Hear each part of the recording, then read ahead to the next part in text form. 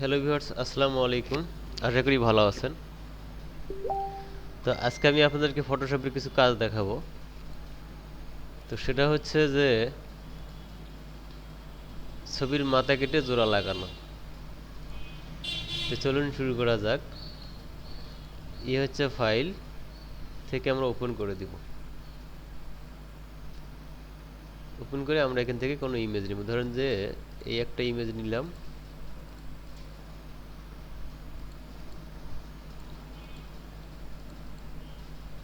এই একটা ইমেজ নিলাম। ধরুন যে আমরা এই ছবিটা এখানে আমরা একটু কার্টুন সিস্টেমের যে এডিটিং সেই সিস্টেমটা আমরা করে দিব। তো এই ছবিটাকে আপনি কেটে নেবেন। পেন টুল দিয়ে কেটে পারেন অথবা ল্যাসো টুল দিয়ে। আমরা পেন টুল দিয়ে কেটে নিব।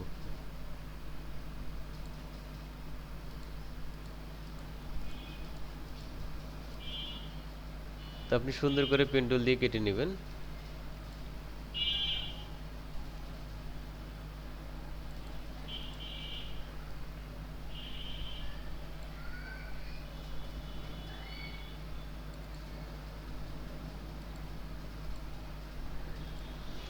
কিবোর্ড থেকে কন্ট্রোল ইন্টার, কিবোর্ড থেকে কন্ট্রোল অল্ট ডি দিলে এই ফেদার অপশনটা চলে আসবে। তো আপনি এখান থেকে ফেদার অপশন পাস করে দেন। দেওয়ার পরে এডিট থেকে কপি করে দিবেন। দেওয়ার পরে আপনার ইমেজটা যেখানে আপনি সেখানে চলে ধরুন যে এই ইমেজটা এখানে চলে আসলো। তো আপনি চাইলে এখানে পেস্ট করে দিতে পারেন। এডিট থেকে পেস্ট। তো আপনি এখন ইমেজটাকে বড় করে দিবেন।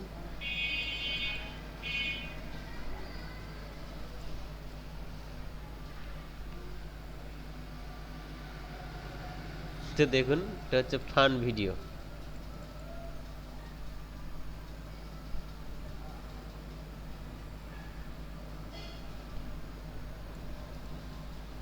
তো এটা হচ্ছে ফান ভিডিও করার মতোই। আপনারা এইভাবে ছবিটাকে ইমেজ সেভ দিয়ে দেবেন, তাহলে অটোমেটিকলি কিন্তু এটা সেভ হয়ে যাবে।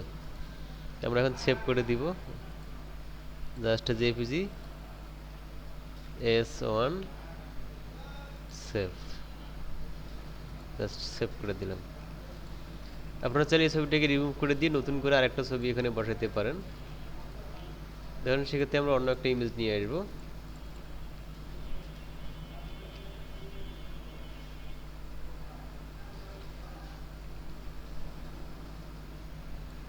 ধরুন আমরা এই ইমেজটা নিলাম।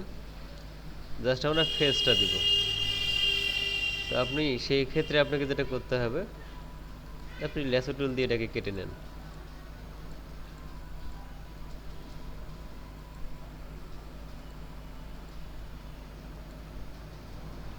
তারপর কাটিংটা যত সুন্দর হবে ছবিটার রিয়েলাইজেশন শিখতে এরকম হবে। কিবোর্ড থেকে কন্ট্রোল ইন্টার দেন, জাস্ট কন্ট্রোল অল্ট ডি দেন, ফেদার চলে আসবে 5 দেন।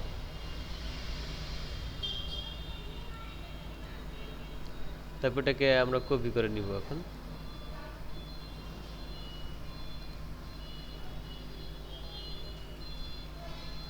তারপর এই ছবিটার এখানে চলে আসলাম। তো আমরা এটাকে এইভাবে ল্যাসো টুল দিয়ে আগে এটাকে ক্লিক করে দিব।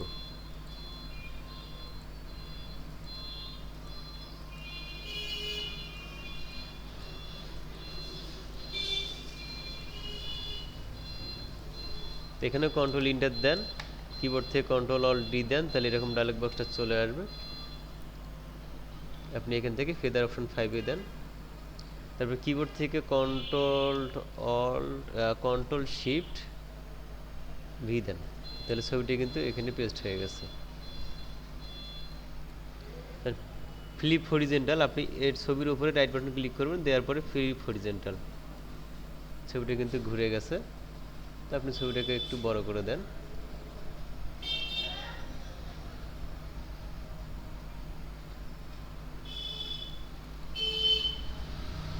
তো দেখেন বুবলির কোলে এখন সাকিব খান। তারপরে এভাবেই কার্টুন এভাবে তৈরি করতে পারবেন। কার্টুন ছবি, কার্টুন অ্যানিমেশন এভাবে করে আপনি আপনার ইচ্ছে মতো এই কাজটা করে দিতে পারবেন খুব সহজেই। তো এখন ছবিটাকে আমরা আবার সেভ দেই।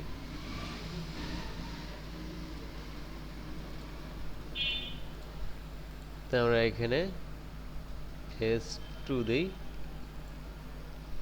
দেওয়ার পরে ওকে করে দিলাম। এখন আমরা ক্লোজ করে দিব। এখন ছবিগুলোকে আমরা ওপেন করে দেখবো যে আসলে ছবিগুলা কাজ হয়েছে কিনা। ধরুন এই হলো আগের, আর পরে যে দুইটা ছবির কাজ করা হয়েছে এটা হচ্ছে এই দুইটা ছবি।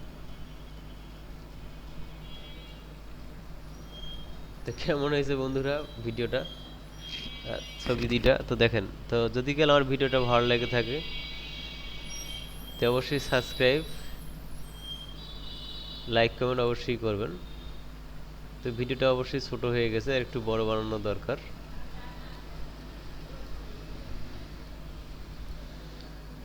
তারপরে আমি আপনাদেরকে আরো কিছু টুকিটাকি কাজ দেখাবো এখানেই। তো আমরা চাইলে যে কোনো ছবির ইমেজ এবং ব্যাকগ্রাউন্ড সবকিছুই পরিবর্তন করে দিতে পারি খুব সহজেই।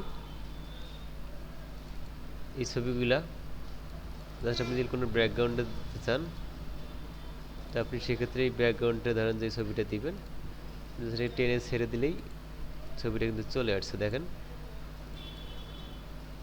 শুধু এক ক্লিকে আপনার ছবি দেখেন এখানে এবং সিলেক্ট হয়ে গেছে। আপনি এখন চাইলে ছবিটাকে সেভ করতে পারেন, জাস্ট ফাইল, সেভ করে দিবেন।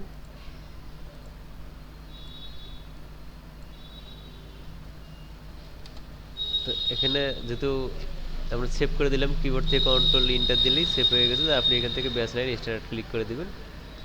তো এখানে ম্যাক্সিমাম অবশ্যই হাই করা আছে, আপনি হাই করে দিবেন, তারপরে ওকে করে দিবেন।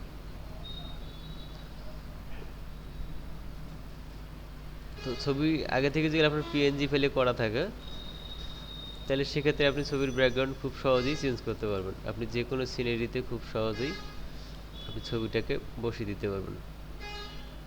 সেটা হচ্ছে আপনার ইচ্ছে মতো, আপনার মনের মতো আপনি ছবি যে কোনো সিনারির মধ্যে খুব সহজেই টেনে ছেড়ে দিলেই কিন্তু হয়ে যাচ্ছে। আপনি চাইলে এই আকাশের মধ্যে ছবিটা ভাসিয়ে দিতে পারেন। সেক্ষেত্রে আপনাকে যেটা করতে হবে, ছবিটাকে আপনাকে আগে সিলেক্ট করে নিতে হবে। নেওয়ার পরে এখানে ফেদার দিতে হবে, কন্ট্রোল অল্ট দিয়ে দেন, দেওয়ার পরে ওকে করে দেন।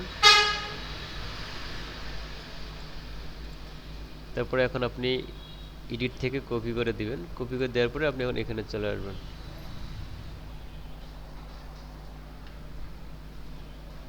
তো ওকে বন্ধুরা, আজকের ভিডিওটা এই পর্যন্তই।